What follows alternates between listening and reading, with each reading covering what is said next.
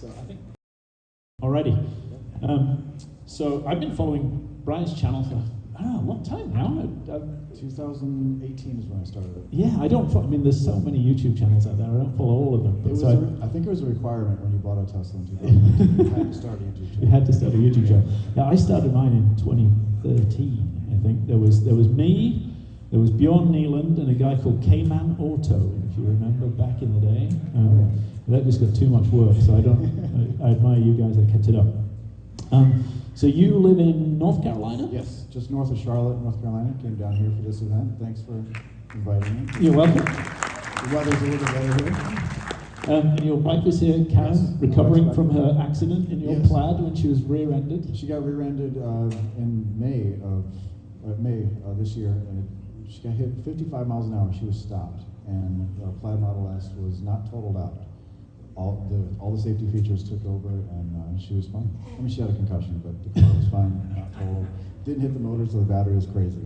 Cool, good stuff. And I've watched you over the last few years just do some crazy things to your cars. Yes. But every week you seem to... A little bit, not that crazy. I'm not gutting my car apart and going racing, but I do customize my car quite a bit.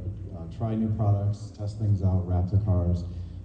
Different than what Blake does. But, yeah, I mean, I've got my car wrapped, but you take it to another level. You turned it into an off-road vehicle and then got bored with that. Yeah, my Model Y is a 2020 Model Y. I got it in March. It was one of the first ones. It's been 409, and I've gone from taking it right to the racetrack right when we picked it up, and then lifted the car, went to Moab, and went off-roading with the car.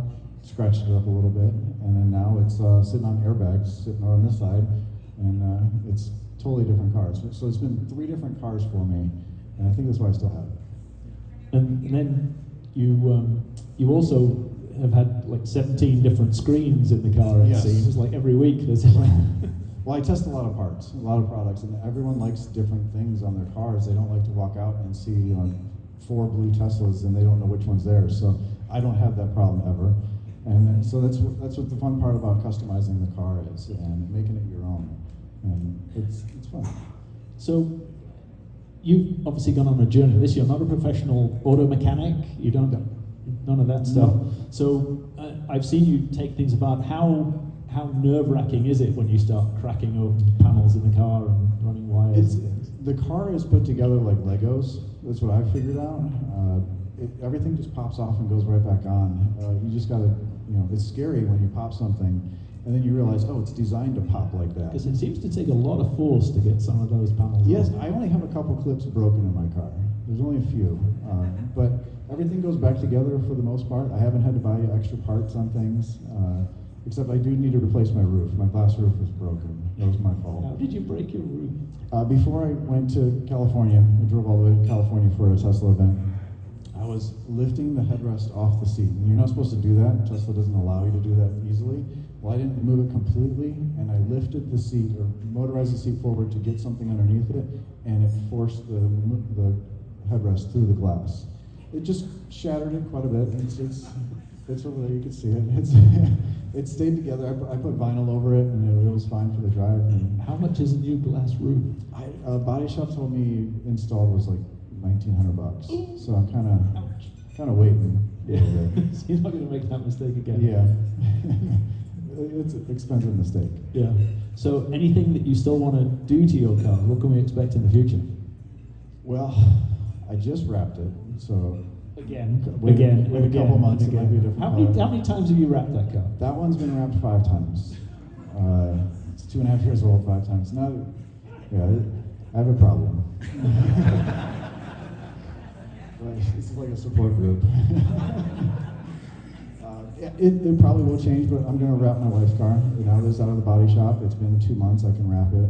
You're not supposed to wrap with fresh paint, so I'll wrap it again. Yeah, and you do a lot of hand show stuff, I've noticed. Yes. Have you got other suppliers or other manufacturers? I partnered with Hand Show.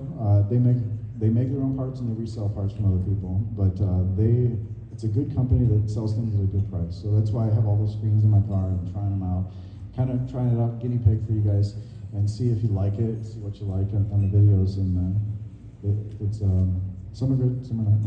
And we've got a number of our sponsors out there who specialize in wrapping Yes. cars, and they're very good at it. You do it yourself. I do wrap cars, kind of myself. I'm very choosy who I wrap, but I wrap 3 to 4 cars a month. It's not easy. It takes 4 to 5 days to wrap a car. So that's taking the car apart, cleaning it.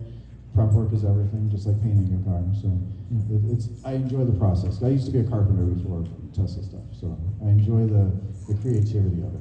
Okay. So. And we don't really have a session today about wrapping or anything like that. So do you just want to talk very briefly? I know you've discussed this in some of your videos about the difference between paint protection film and a wrap, and then some of the newer wraps that do both. Yeah, there's a paint protection film, which a lot of people have on there. It's in the name, protects your paint. It's thick plastic, and it's very good for the front of the car because the front bumper is a magnet for rock chips and bugs.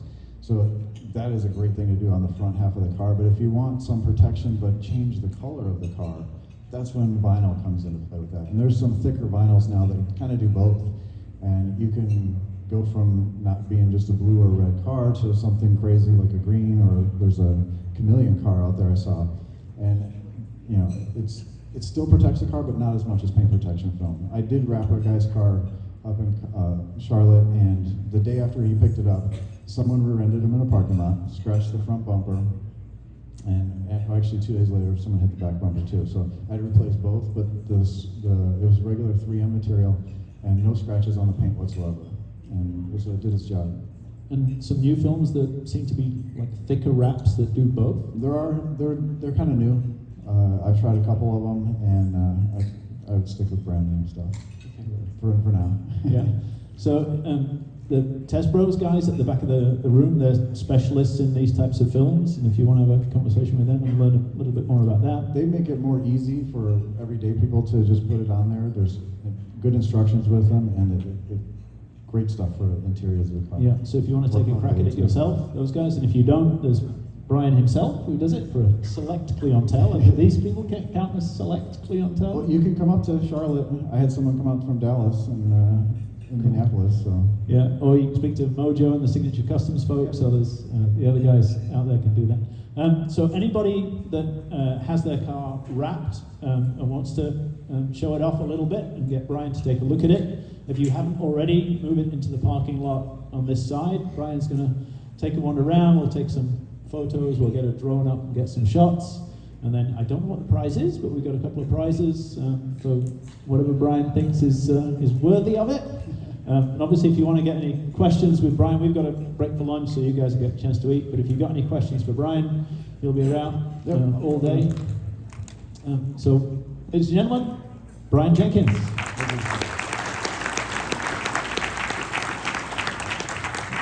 All right, before you rush off, just couple of quick things.